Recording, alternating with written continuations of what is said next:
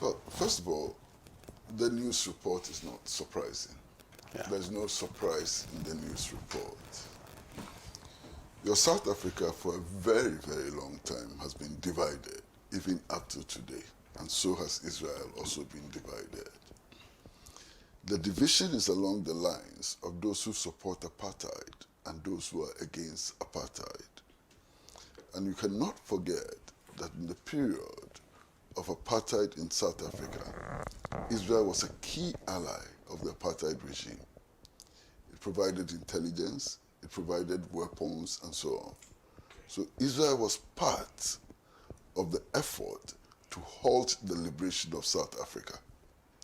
Israel was part of the effort which killed Chris Hani, which killed many of the nationalist leaders and so on. Israel saw Nelson Mandela as a terrorist and so on. So Israel was part, supported the apartheid regime in South Africa. On the other hand, forces which also support apartheid or supported apartheid continue to support Israel. So this is the line of division. Now, you would not believe it, but in today's South Africa, there are still white-only settlements, even after liberation. So all of these racists, raving, crazy racists are in South Africa. And they have a common bond with the Israelis. Now, only about 2 weeks ago, an Israeli official actually made a public claim that the liberation leaders have destroyed South Africa and that the apartheid regime was much better than the liberation leaders who govern South Africa today. Wow. You need to understand this. Wow. You need to have these facts. Yeah. You understand? Yeah. So it is not surprising that some South Africans still support the apartheid regime in South Africa. They've been friends for a long time. You know, they're all demented. You know, they all don't have any humanity.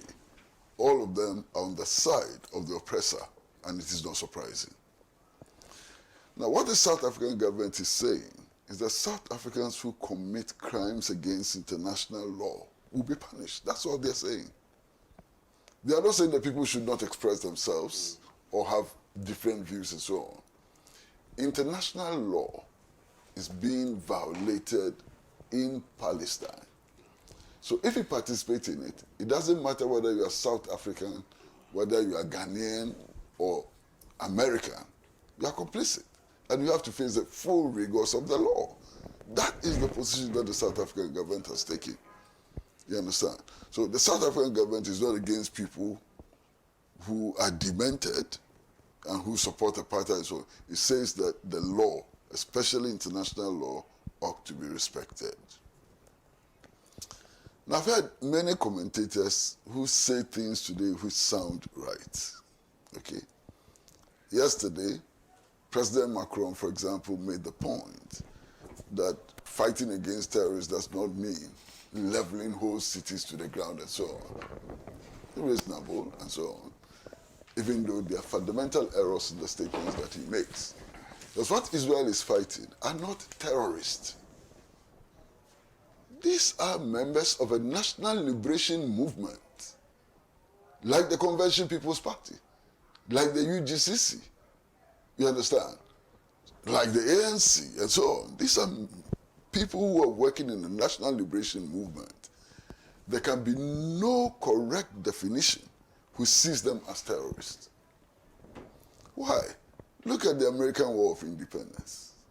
The United States, look at its history.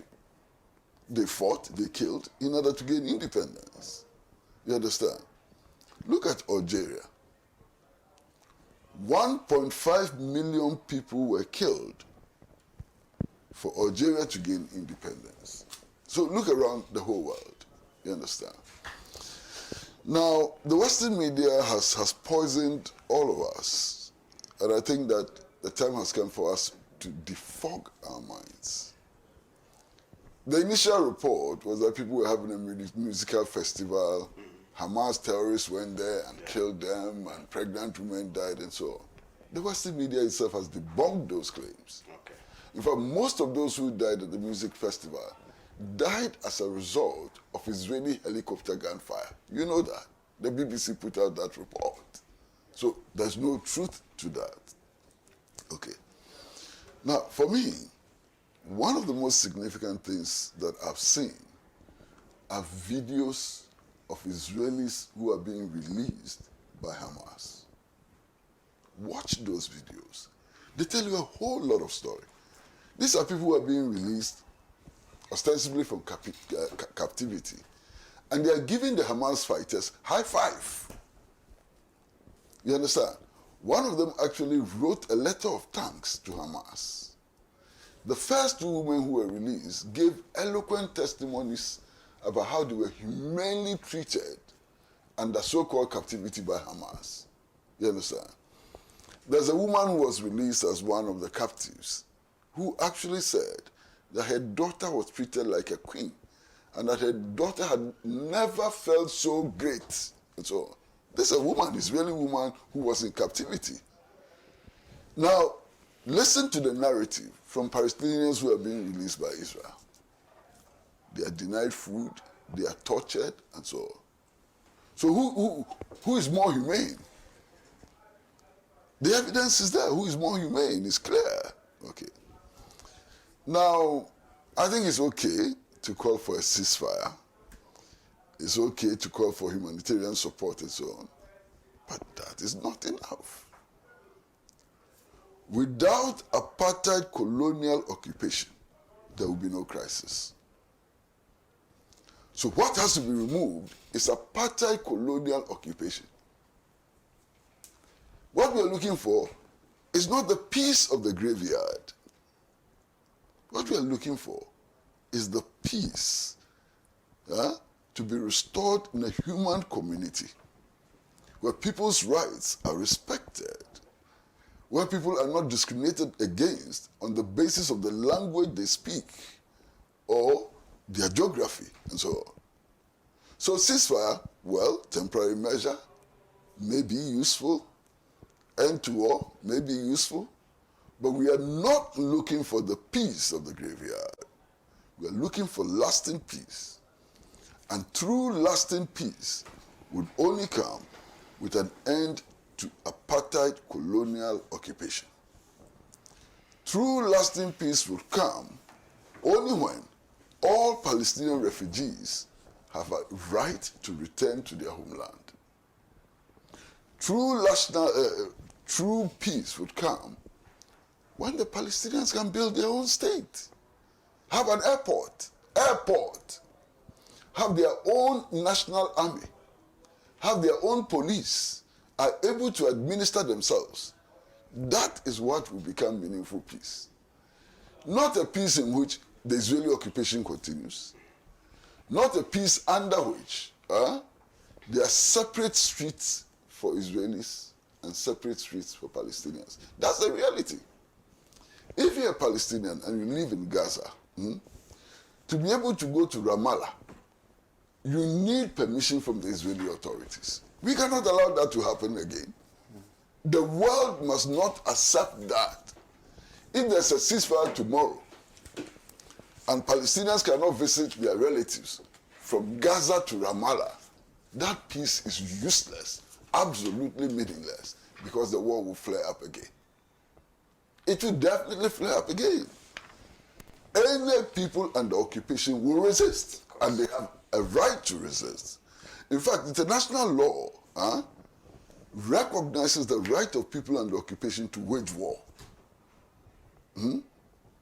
It is the occupant who has no right to wage war. But those under occupation have a right to wage war, to use violence, and so on. So you must recognize that. Now, when people talk about Hamas, it's as if they are talking about some ragamuffins and so on. Check. Those Hamas fighters who are wielding weapons, some of them are PhD holders. Highly educated, highly motivated, they are economists, they are political scientists and so on, holding the weapons. They are not ragamuffins. And they do this because, like all of us, they want to build a new world. They do this because, like Kwame Nkrumah, no price is too much to pay for national liberation. They do this because they act like Amilcar Cabral, like Nelson Mandela. Look, today, and I'm happy that all the co-panelists condemned international hypocrisy. Look at the United States of America, pretending to be negotiating for peace, when at the same time, most of the weapons being used for the genocide are supplied by them. Today, they are forming so-called an international alliance to protect the Red Sea. To protect the Red Sea from whom? To protect the Red Sea from whom? The United States of America and its allies invaded Iraq under the pretext that Saddam Hussein had weapons of mass destruction. Up to today, we haven't found the weapons of mass destruction. 2 million Iraqis died in the adventure of the United States of America. 2 million. You understand? So the hypocrisy must come to an end. Bottom line is that we ought to end colonial, apartheid, Zionist occupation in Palestine. And I don't see how there can be any comparison. I mean, something very ridiculous is happening. The Israelis are talking about, Gaza after the war. What should happen there? What the heck? Who are they to be talking about what Gaza should look like and should be after the war? Is Gaza for them? The Palestinians will determine their future, not the Israelis. And then you have the Western countries, so-called NATO members and so on, talking about an international force to manage Gaza. And they are going to be there to manage Gaza. Who gave them that right? Look,